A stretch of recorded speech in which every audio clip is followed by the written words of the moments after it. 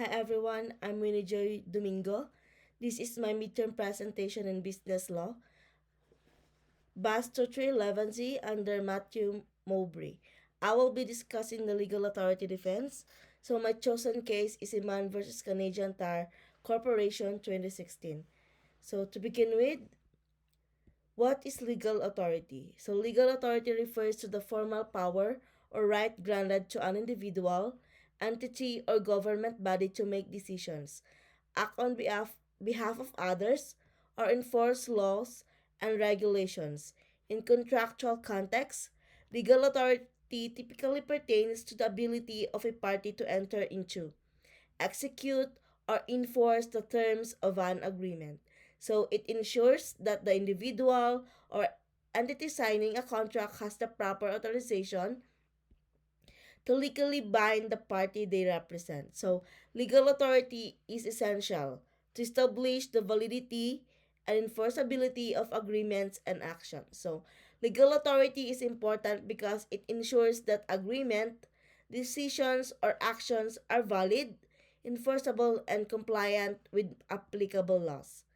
So, including legal authority, provisions in agreements help clarify the roles and responsibilities of the parties, prevent unauthorized commitments, and establish a foundation of trust and accountability.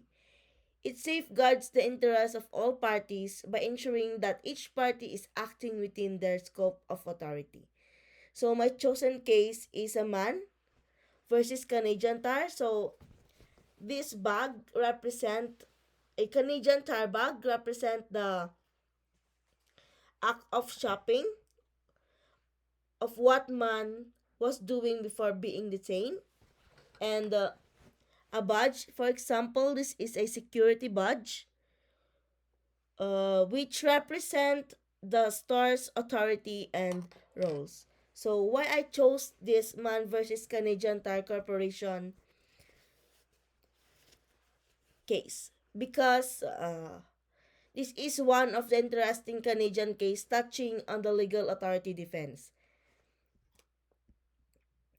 Although not all the level of the Supreme Court, it provides a good practical illustration of how lawful authority, legal authority is argued in the context of false imprisonment, abusive detention by a private actor or the store security, so under shopkeeper's privilege or a similar concept. So it involves a private business that attempted to rely on a form of legal authority rather than a government officer. So it shows how the concept of legal authority defense applies not just to police or government agents, but also to private actors.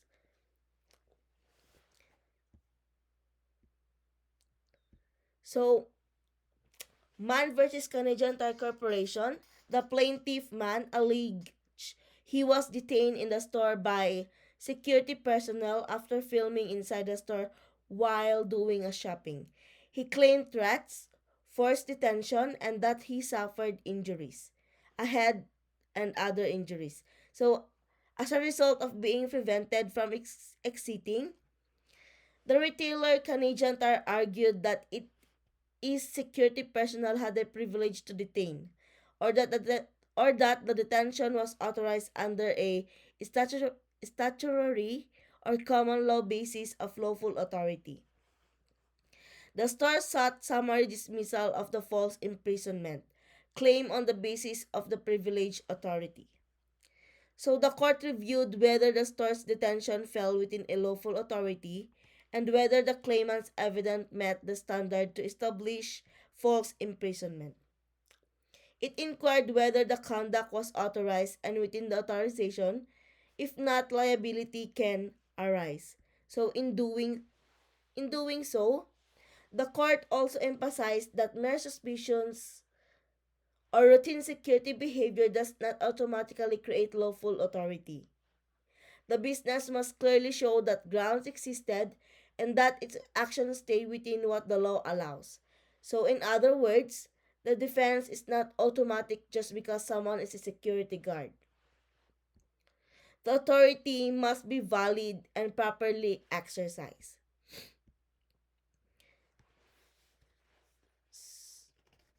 So in Mann versus Canadian Tire, the Ontario Superior Court dismissed the retailer's summary judgment motion on the false imprisonment claim.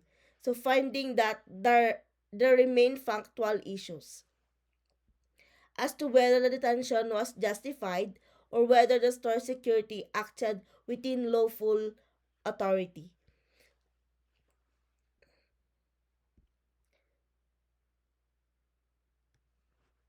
If the store prevailed, the remedy against them would be eliminated or no damage. For example, no damage. If the defense failed, the plaintiff could get compensatory damages for detention and injury. So for our future business leaders, this topic help future business leaders of tomorrow. These are the several points that help them in the future. So number one is understanding legal limits and duties. So businesses often act under regulatory or statutory authority, knowing when an action is legally authorized and when it is not help avoid liability.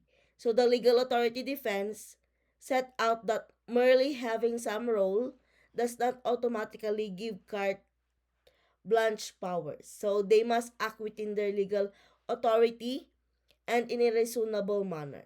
So next is the operational risk management.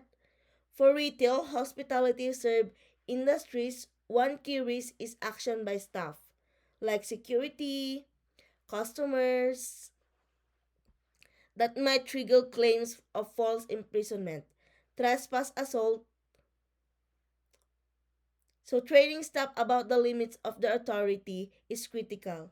So the legal authority defense case law serves as a reminder that businesses' policy must align with the law. So next is the strategic decision making.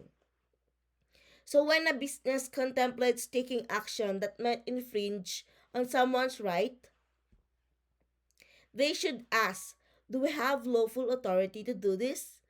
Or are we within scope? Is the manner reasonable? If not, they expose themselves to tort liability or regulatory sanction.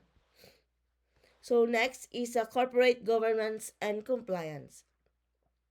So the defense also underscores that reliance on statutory powers is not enough. Businesses must ensure their action is consistent with the statutory with the regulation and the common law. For example, if the statute authorizes detention only if there is a reasonable suspicion of theft, then detention within the suspicion may render the business liable. So for future business leaders should embed legal checks before operation. So for the next one, it is the reputation and liability cost. So the cost of failing to respect legal authority can be significant. Damages, legal costs, reput- reputational harm, insurance consequences. Understanding the defense helps in designing in internal controls, policies, training, and insurance cover. So for tomorrow's business leader, mastering the concept of legal authority defense is not a legal only exercise.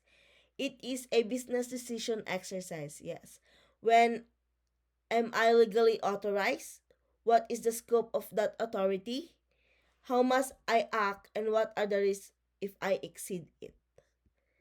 So thank you for listening. That is my midterm presentation in Business Law 2311C. Thank you.